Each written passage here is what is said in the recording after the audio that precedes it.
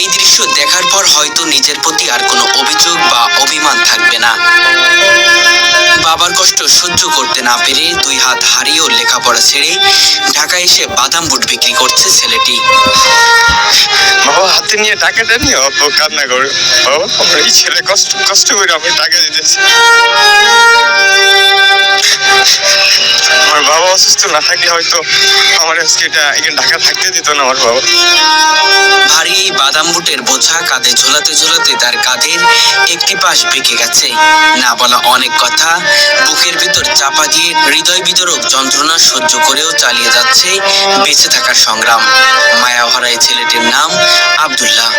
আমি আমার ইচ্ছা আমার বাবা মারে আমি একটু সুখী করতে চাই। আমার অনেক কষ্ট করছে তারা। আমি ছোটবেলা থেকে দেখেছি বাবা অনেক কষ্ট করছে আমাদের জন্য, ফ্যামিলির জন্য, সবার জন্য। আমার বাবা নিজের জীবনটা শেষ করে দিতেছে, এমন হয়তো দিন নাই রাত নাই আমার বাবা সবসময় কাজ করে। আমার বাবা একজন কৃষক। 2 হাত হারানোর পরেও পা দিয়ে লিখে এসএসসি পাশ করেছে ছেলেটি। কিন্তু অভাব-অনটন আর বাবার কষ্ট সহ্য করতে না পেরে প্রতিদিন অমানবিক পরিশ্রম করে যাচ্ছে। ভারী বাদাম বুটের ওজন কম হলেও প্রায় 7 থেকে 8 কেজি।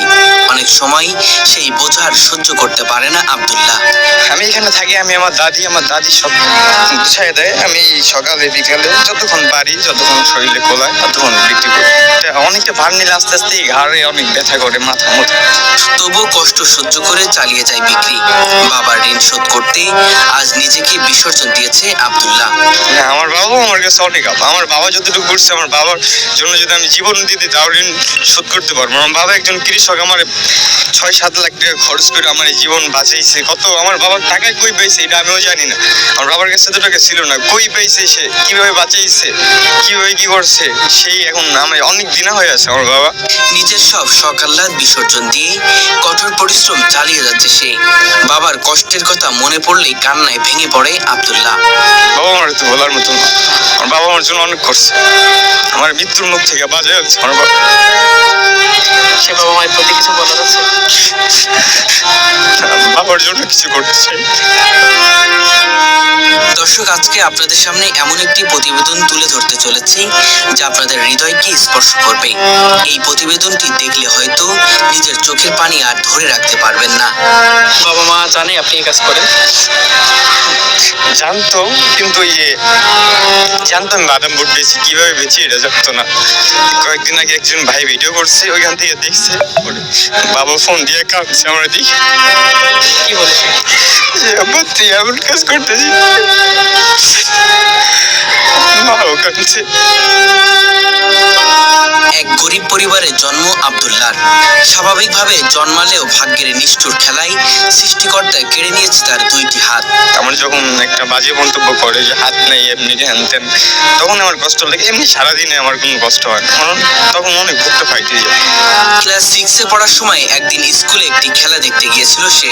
কিন্তু সেদিন মুহূর্তেই বদলে যায় তার পুরো জীবন। খেলা দেখতে একটি ভবনের 2য় তলায় উঠেছিল। আমি যখন 5 এক্সাম দিয়ে ক্লাস 6-এ ভর্তি হই, আমাদের স্কুলে ওদিনকার খেলাধুলা ছিল, স্পোর্টস ছিল, মাঠে খেলাধুলা হয় ফেব্রুয়ারি মাসে, যে খেলাধুলাটা ওইটা ছিল। আমি ওদিনকে স্কুলে যাই। স্কুলে যাওয়ানোর পর আমরা কয়েকজন মিলা স্কুলের পাশে একটা বাসা ছিল, বাসার ছাদে উঠছিলাম যে ওইখান থেকে ভালো খেলাধুলা দেখা যাবে, এই জন্য উঠছিলাম। আর সেখানেই অসাবধানতাবশত স্পর্শ করে ফেলে একটি বৈদ্যুতিক তার। মুহূর্তে ঝলসে যায় তার শরীরে বেশ কিছু অংশ। আমি দেওয়াল ছিল ছাদের উপরে, চতুর্থ সাইডে দেওয়ালের সাইডে যে দাঁড়াইছি, এইভাবে দাঁড়াই আছি দেওয়ালের সাইডে। দেওয়ালের ডান পাশ দিয়ে একটা 440 লাইনের তার গেছে। আমি তো দেখি নাই, আমি তখন আগে পরে ওই জায়গায় যাইও নাই, দেখিও নাই।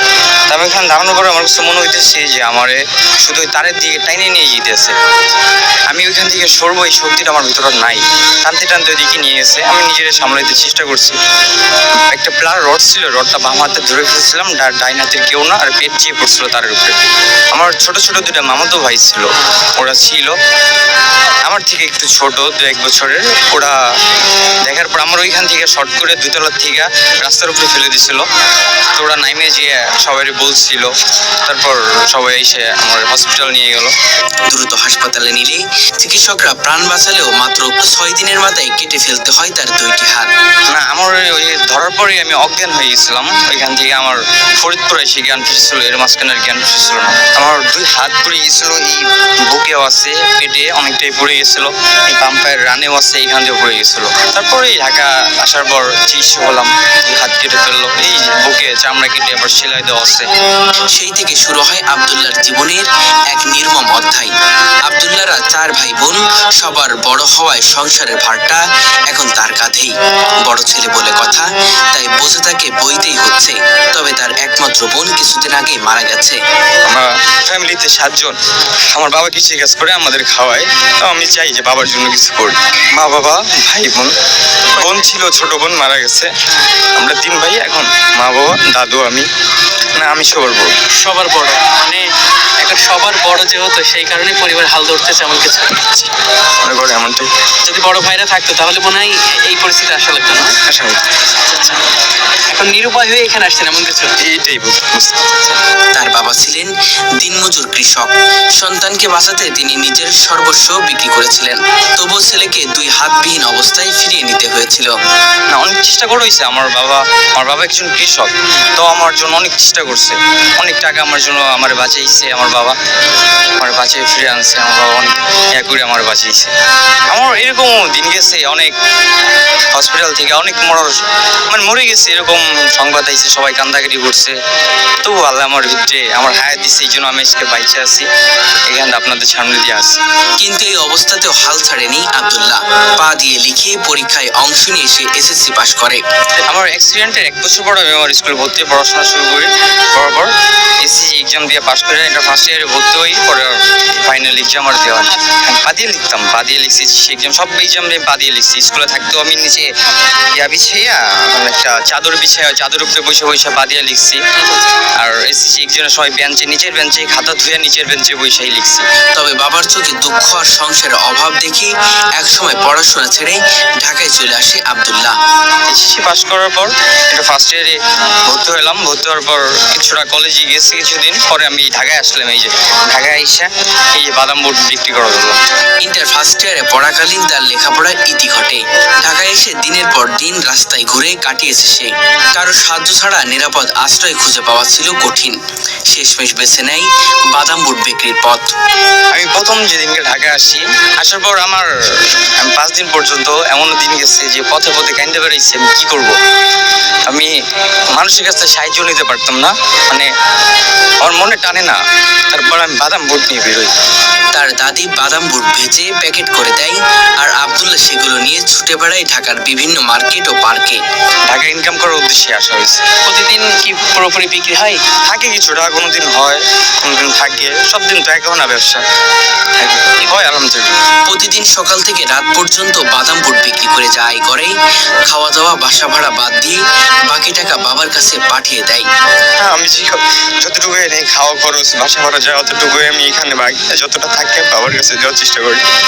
প্রথমে তার বাবা জানতেন না ছেলে কিভাবে উপার্জন করছে, কিন্তু একদিন একটি ভিডিওতে বাদাম বুট বিক্রি করতে দেখে ভেঙে পড়েন তিনি। সন্তানের এমন কষ্ট সহ্য না করতে পেরে হাউমাউ করে কান্নায় ভেসে যান তিনি। বাবার অবস্থাও ভালো না, বাবার মাজার হাড় ক্ষয়, ঘাড়ের হাড় ক্ষয়, পেটের সমস্যা, কাজ করতে পারে না বেশি একটা।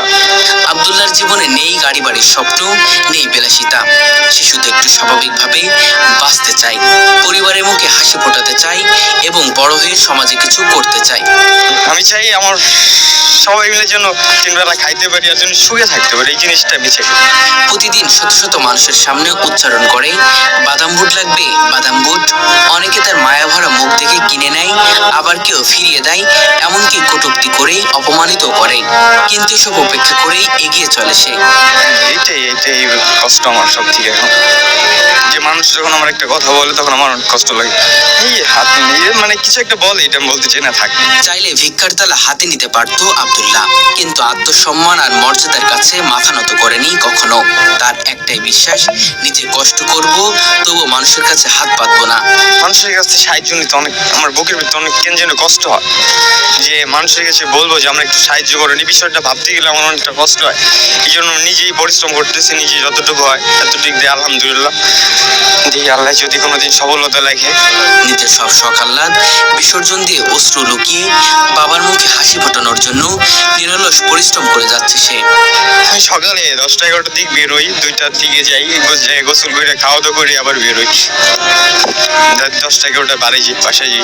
তবুও তার ভেতরে এখন স্বপ্ন বেঁচে আছে, সুযোগ হলে আবারও পড়াশোনা শুরু করতে চাই, প্রমাণ করতে চাই মানুষ ইচ্ছা করলে সবই সম্ভব। মানে আমি ছাড়তে চাই নাই, আমি আর মন চাই আবার ভর্তি হই, এখনো করলে হবো, কিন্তু মানে করতে পারতেছি না। আমার লেখাপড়ার করে ইচ্ছা আছে, এটা মন থেকে। আব্দুল্লাহ আমাদের সমাজের প্রকৃত সুপারহিরো, যে হাত হারিয়েও পায়ের কলমে লিখেছে জীবন সংগ্রামের এক অনন্য অধ্যায়। আমি ঢাকা আছি 1 বছর ধরে করতেছি, এখানে যা ইনকাম হচ্ছে সেটাতে চলছে। চলছে। তার প্রতিটি দিন প্রমাণ করে দিচ্ছে অদম্য সাহস আর ইচ্ছাশক্তি থাকলে অন্ধকারের ভিতর থেকেও আলো খুঁজে পাওয়া যায়।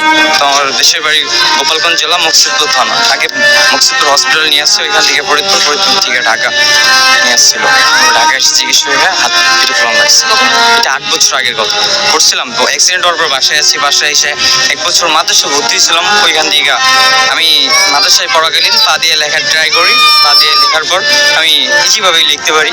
পরে আমার স্কুল থেকে আমি অ্যাক্সিডেন্ট করে স্কুলতে 2টা ছাড় আসছিল, ছাড় আসার পর আমার লেখা দেখা সেই ছাড়াই বলছিল ওরা আবার স্কুলে ভর্তি করে দেন। স্কুলে ভর্তি হই, পরে আমার পড়াশোনা করি, ক্লাস 8 গিয়ে ভর্তি হওয়ার পর এটা ফার্স্ট ইয়ারে ভর্তি হওয়ার পর আর ফাইনাল এক্সাম দেওয়া হয় নাই। এসএসসি পরীক্ষায় কি আপনি তাহলে পা দিয়ে লিখেছিলেন? হ্যাঁ, পা দিয়ে লিখছিলাম।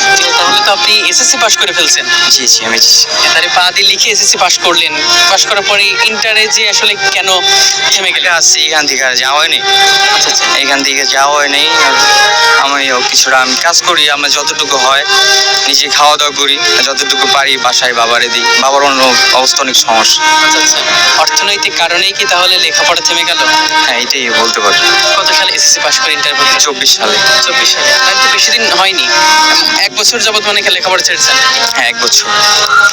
না না, ভাগ্য ছিল হয়েছে। এটা থাকে তো, অনেক মানুষের থাকে, কিন্তু এখন যে স্বপ্নটা তো আল্লাহ ভাগ্যে রাখছে, হবে এরকম করতেছি, আল্লাহ কি কপালে রাখছে। এই বাদাম বুটি আপাতত বিক্রি করি, একদম চাল ভাজা বাদাম বুট ছোল, তারপর সিমের বীজ অনেকটাই বিক্রি করতাম। এখানে শুধু বাদাম বুটি বিক্রি করতেছি। লাগে আস্তে আস্তে বিচতে যখন হালকা হয় তখন একটু ভালো লাগে। আমি এটাই মানা করি যারা বাবার সাথে খারাপ না করে, বাবা মা থেকে অমূল্য দিতে। আমি থাকি যে দারুসালাম থানা, হরিরামপুর টালি কোম্পানি, ওইখানে। লেখাপড়া কি আবার চালিয়ে যাওয়ার ইচ্ছা আছে কি? অবশ্যই আছে, লেখাপড়া করার ইচ্ছা।